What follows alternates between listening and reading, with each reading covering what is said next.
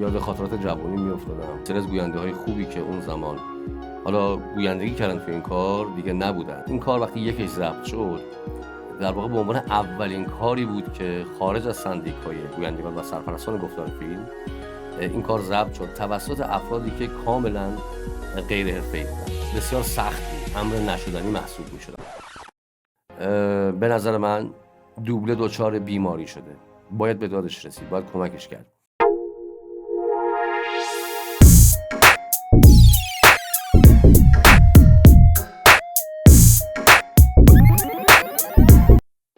درود آقای الیاسیان، حالتون چطوره؟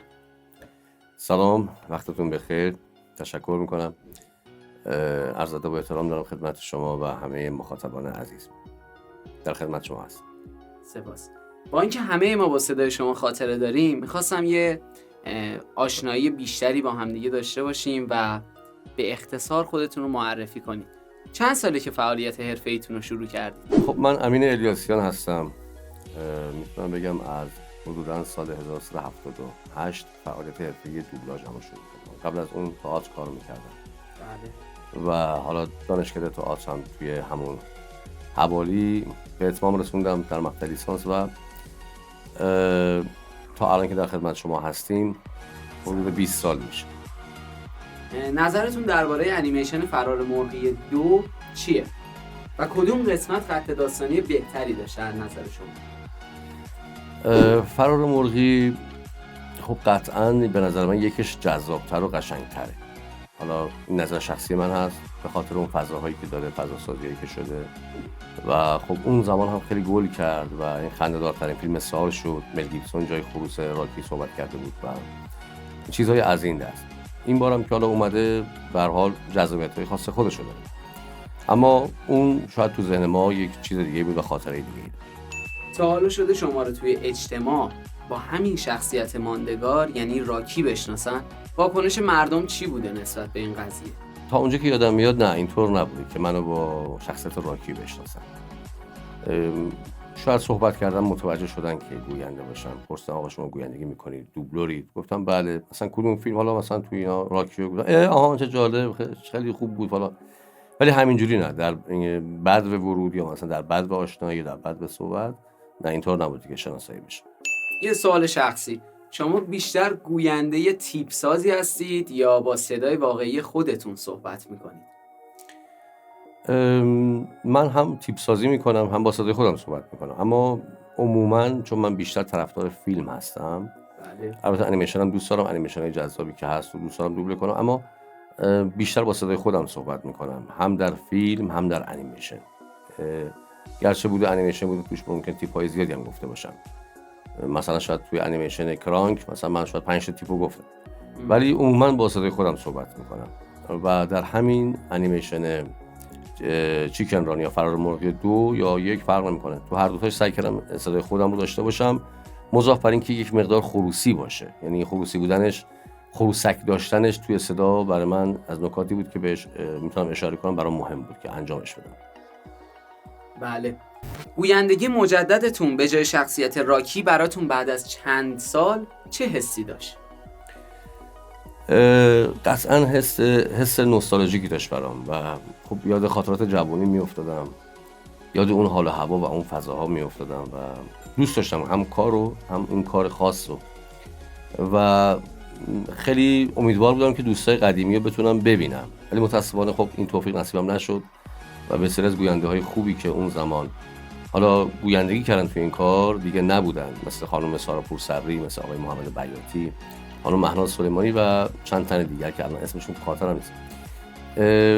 ولی نکته قابل توجهی که میتونم راجع به این کار خدمتتون بگم اینه که این کار وقتی یکیش ضبط شد در واقع به عنوان اولین کاری بود که خارج از سندیکای گویندگان و سرپرستان گفتار فیلم این کار ضبط شد توسط افرادی که کاملا غیر حرفه‌ای بودن.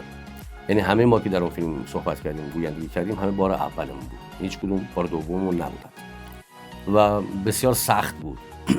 یک امر نشدنی محسوب میشد، اما ما با همین سختی‌ها به حول و قوه الهی، به کمک دوستان و سعی تلاش خودمون تونستیم این کارو انجام بدیم و کار خوبی از آب در اومد. یعنی خیلی از دوستان ما تو همون سندیکا ما گفتن که درود بر شما، آفرین که بالاخره شما تونستید برای اولین بار این کار رو انجام بدید. من هم اولین بارم بود که داشتم گویندگی میکردم و اتفاقا نقش اول کارم بودم. این کار مضاعف سخت میکنه، یعنی واقعا خیلی سخته کسی بار اولش باشه و بخواد یک فیلمی رو صحبت کنه، گویندگی کنه و اونم نقش اول، مخصوصا که این نقش رو در واقع آقای مل گیبسون صحبت کردیم و من برای بار اول بود که این کارو میکردم و این نقطه مثبتی تو کارمون به وجود اومد. نوتنا راکی دارم میام. بجو همچنان دارم میام. بودو اینو نگهش دار. دارم میرسم. لعنت. الان میام پایین قبل از این که اینا دیگه چیه؟ حالا در این زمان بعد از 20 سال ما باید اون کاراکترها رو به یاد می‌آوردیم و سعی می‌کردیم راکورد صدا رو حفظ کنیم، سعی می‌کردیم راکورد دیالوگ‌ها رو حفظ کنیم به نوعی که مثلا اگه گفته شده فرار مرغی ما نگیم فرار جوجه‌ای، اگر گفته شده پیراشکی مرغ نگیم مثلا کلوچه مرغ، چیزی از این دست. اینا با رعایت میشد، حفظ میشد.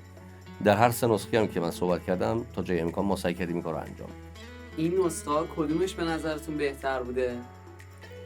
ببینید خب من نمیتونم نظر بدم بگم کدوم بهتر بوده به چند دلیل. یکی اینکه خب من هنوز خودم کارا رو ندیدم، یعنی هنوز موفق نشدم دوبله هیچ کدوم از این سه تا نسخه رو ببینم، پس از این جهت نمیتونم نظر بدم. ولی که میدونم دوستانم تا جای امکان سعی خودشون کردن و تلاش کردن و به خوبی کارو پیش بردن. هم آقای کاظمیان که با هم مشترک این کارو دوبله کردیم، هم جناب گلارا و آقای صادقی که در خدمتشون بودیم، اونها هم سعی تلاش خودشون کردن. چقدر عالی که داخل تمام پلتفرم ها، یعنی اکثرشون با دوبله خاطر انگیز شما این کار پخش شده. اسم خودت چی بود؟ من بنیامینم. چیه بنیامین؟ بنیامین وزیریان. بنیامین وزیریان. آره. این بار شما علاوه بر گویندگی در یکی از نسخه ها، مدیریت این کار رو به صورت مشترک با آقای کاظمیان به عهده داشتید. به عنوان مدیر دوبلاژ با چه چالشایی در این کار روبرو شدید؟ ببینید چون من خیلی سال با آقای کاظمیان کار میکنم، شاید نزدیک به 20 سال بشه، بنابراین با ایشون نه تنها به عنوان یک همکار بلکه دو تا دوست و دو تا برادر هستیم و با سبک کار همدیگه آشنایی کامل داریم. از این جهت هیچ مشکلی تقریبا نداشتم و احساس در واقع دستگرمی و همپشتی میکردم با ایشون، چون همیشه با کار زیادی با هم انجام دیدیم که مشترک بوده، نه فقط این کار، در کارهای بسیاری بوده که این کار اتفاق افتاده.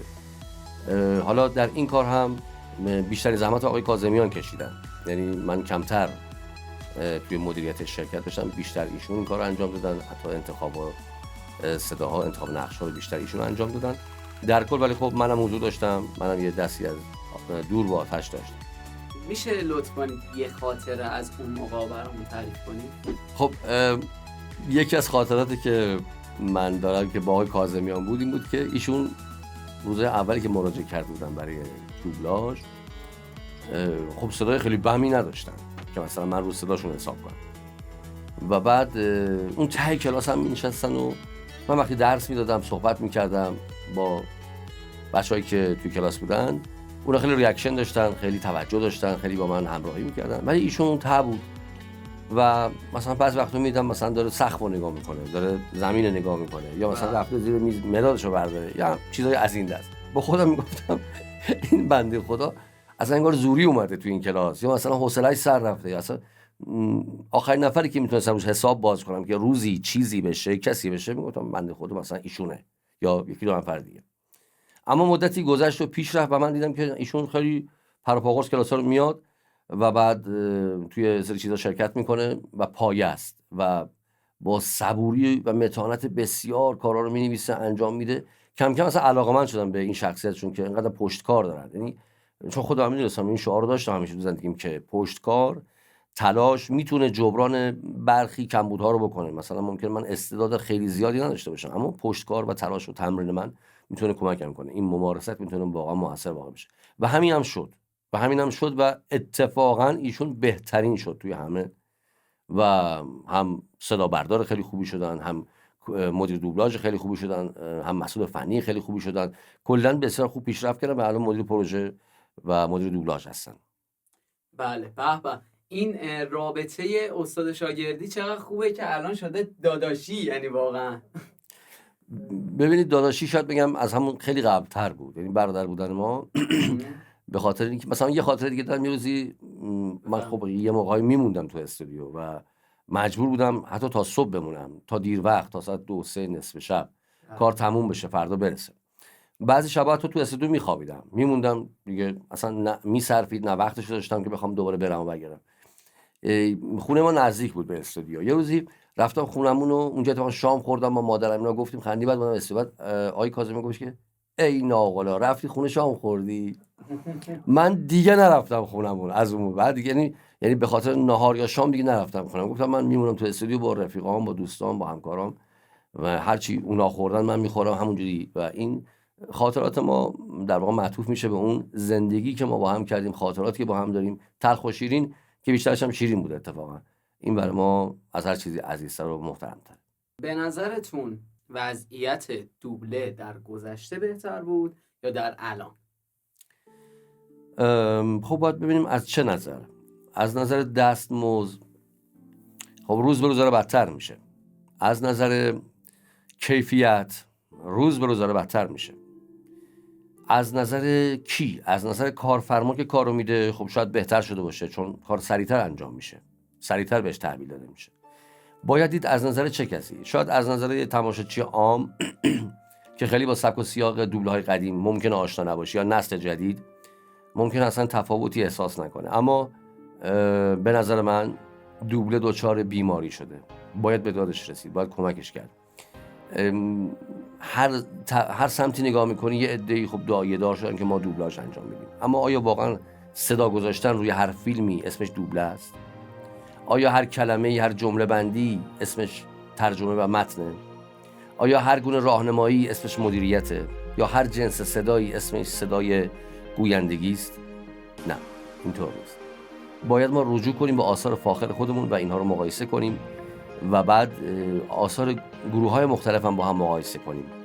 اگر معضل بدو کار کردن و دستپاچه کار کردن که از سوی ویدیو رسانه‌ها، VOD-ها، شبکه‌ها القا میشه، جمع بشه، این بساط جمع بشه و درست بشه و دیگه بشه واقعا سر فرصت کار کرد، به نظرم کیفیت دوبله خیلی بالاتر میره.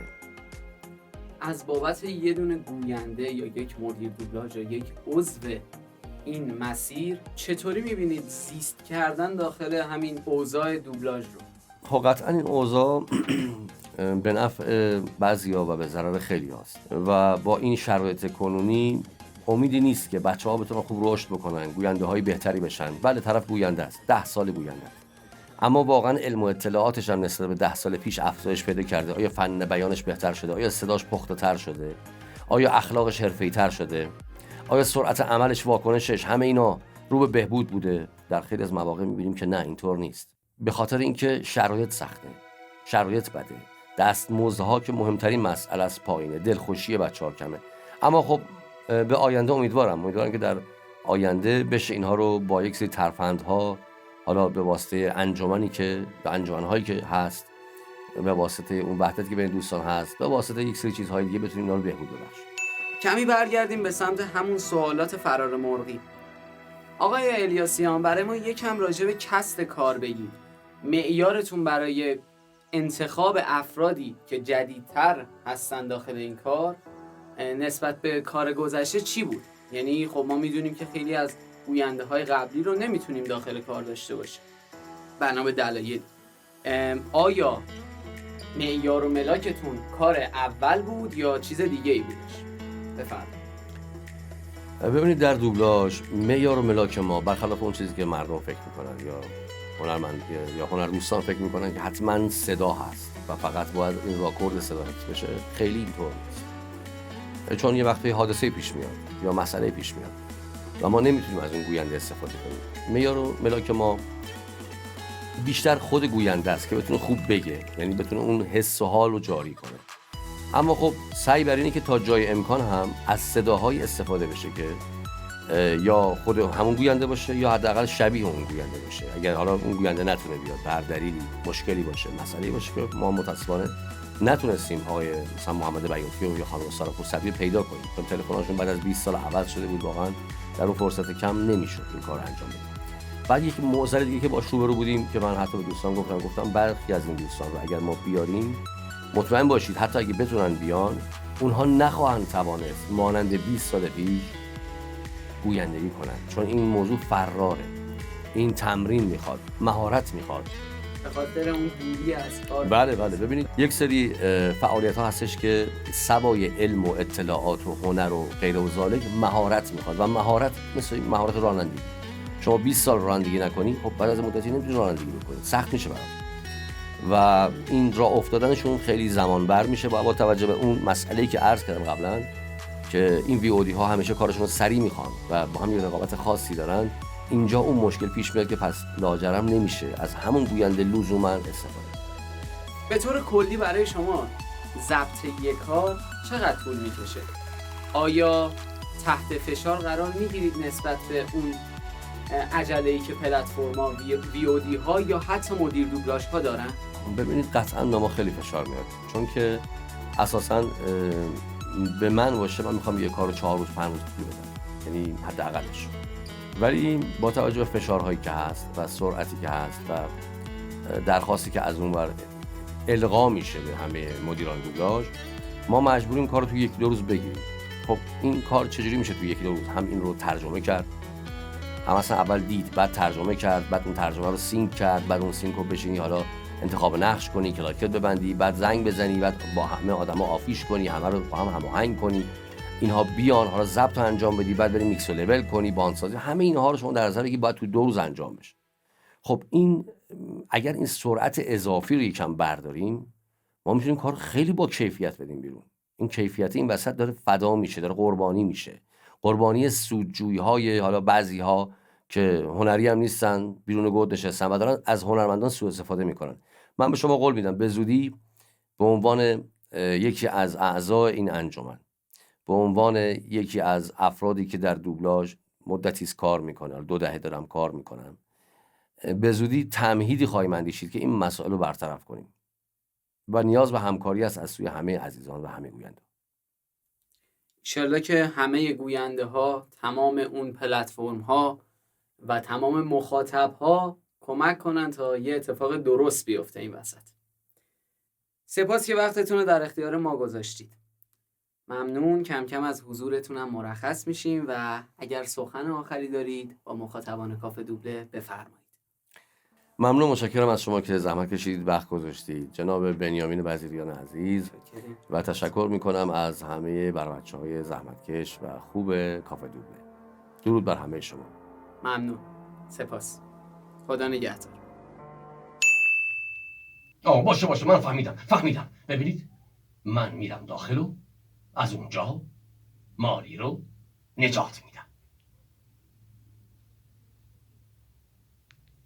خب میرم داخل و بعدش مالی رو فراری میدم. سلام، من خیلی دوستتون دارم.